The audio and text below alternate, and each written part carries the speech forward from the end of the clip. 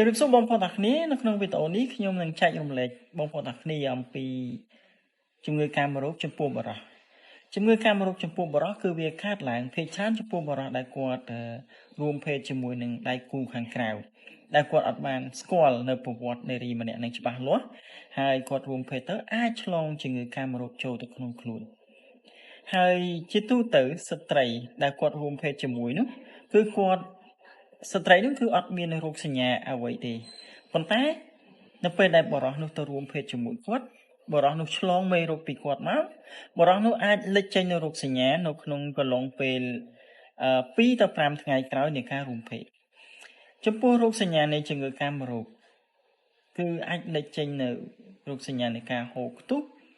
ទឹកលឿងទឹកបៃតងចេញពីប្រដាប់ភេទ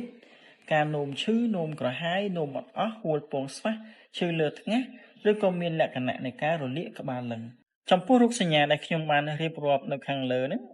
គឺបងប្អូនបរិះអាចឆ្លងមេរោគប្រមេះទឹកបាយហើយមេរោគប្រមេះទឹកបាយក៏អាចឆ្លងជាមួយនឹងមេរោគផ្សេងទៀតដែរដូចជាមេរោគប្រមេះទឹកថ្លាមេរោគស្វាយមេរោគអេដឬក៏មេរោគផ្សិតពីស្ត្រីដែលគាត់បានរួមភេទជាមួយចឹងអ្វីដែលសំខាន់គឺបងប្អូនទាំងគ្នាត្រូវតែការពារហ្នឹងហើយការរួមភេទគឺត្រូវប្រើប្រាស់ស្រោមអនាម័យឲ្យបានត្រឹមត្រូវបើសិនជាអាចគឺយើងត្រូវតែរួមភេទជាមួយនឹងដៃគូតែមួយគត់ទើបជៀសវាងការឆ្លងជំងឺកាមរោគនេះចំពោះការព្យាបាលនៃជំងឺកាមរោគប្រភេទប្រមេះទឹកបាយប្រមេះទឹកថ្លាជំងឺស្វាយគឺផ្នែកវិទ្យាសាស្ត្រគឺមានថ្នាំពេទ្យសម្រាប់សម្លាប់មេរោគហ្នឹងឲ្យអស់ចេញពីក្នុងខ្លួនរបស់យើងបានន័យថាគេប្រើថ្នាំផ្សះនៅក្នុងកម្រិតខ្ពស់ឬក៏អាចហៅថាជាថ្នាំ antibiotic អាចប្រើថ្នាំ antibiotic ហ្នឹងមួយមុខឬក៏អាចប្រើជាថ្នាំ antibiotic ហ្នឹងពីរមុខដើម្បីផ្សំគ្នាទៅលេបទៅដើម្បីសម្លាប់មេរោគនៅក្នុងការព្យាបាលនោះផងដែរក៏យើងនឹងដាក់ថ្នាំប្រឆាំងជាមួយនឹងការរលាកហើយបើសិនជាបុរសគាត់មានរោគសញ្ញានៃការពិបាកនោមឈឺនោមក្រហាយ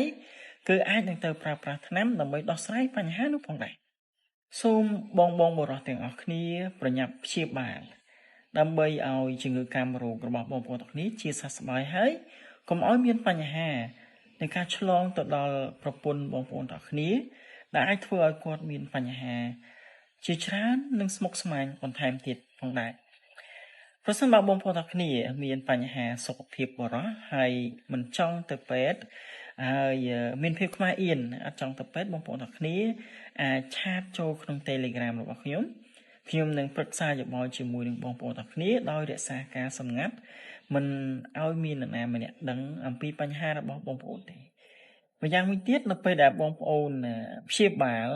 ជំងឺកាមរោគនេះបានជាសះស្បើយគឺវាធ្វើឲ្យសុខភាពផ្លូវភេទរបស់បងប្អូនមិនទ្រុឌទ្រោមមិនធ្វើឲ្យសុខភាពចំណង់ផ្លូវភេទរបស់បងប្អូននឹងថយចុះផងដែរអញ្ចឹងបញ្ញាប់ទៅព្យាបាលទាំងអស់គ្នាជំងឺប្រមេះទឹកបាយប្រមេះទឹកថ្លាជំងឺស្វាយសុទ្ធតែមានថ្នាំសម្រាប់ព្យាបាលចំពោះបងប្អូនទាំងគ្នាដែលរួមភេទជាមួយដៃគូហើយមានការលេចចេញនូវរោគសញ្ញាដូចជាការហូរខ្ទុះហូរទឹកលឿងទឹកបៃតងចេញពីប្រដាប់ភេទការនោមឈឺនោមក្រហាយនោមមិនអស់ចុកនៅលើថ្ងាសឬក៏ចុកនៅពងស្វះចំពោះនារីអាចមានបញ្ហានៃការហូរខ្ទុះអាចមានបញ្ហានៃការធ្លាក់សធំក្លិនឬក៏អាចធ្លាក់ឈាមបងប្អូនទាំងគ្នាអាចឆ្លងនៅមេរោគកាមរោគអាចជាប្រមេះទឹកបាយប្រមេះទឹកថ្លាឬក៏អាចមានបញ្ហានៃការឆ្លងជំងឺស្វាយប្រសិនបើបងប្អូនទាំងគ្នាមានបញ្ហាដូចតែបានរៀបរាប់ខាងលើបងប្អូនទាំងគ្នាអាចប្រឹក្សាយោបល់ជាមួយខ្ញុំបានតាមរយៈលេខទូរស័ព្ទដែលខ្ញុំដាក់នៅលើអេក្រង់ដើម្បីទទួលការប្រឹក្សាយោបល់និងបងប្អូនមានចម្ងល់អីផ្សេងបងប្អូនទាំងគ្នាអាចសួរខ្ញុំដើម្បីឲ្យខ្ញុំបានបកស្រាយជូនបងប្អូនទាំងគ្នា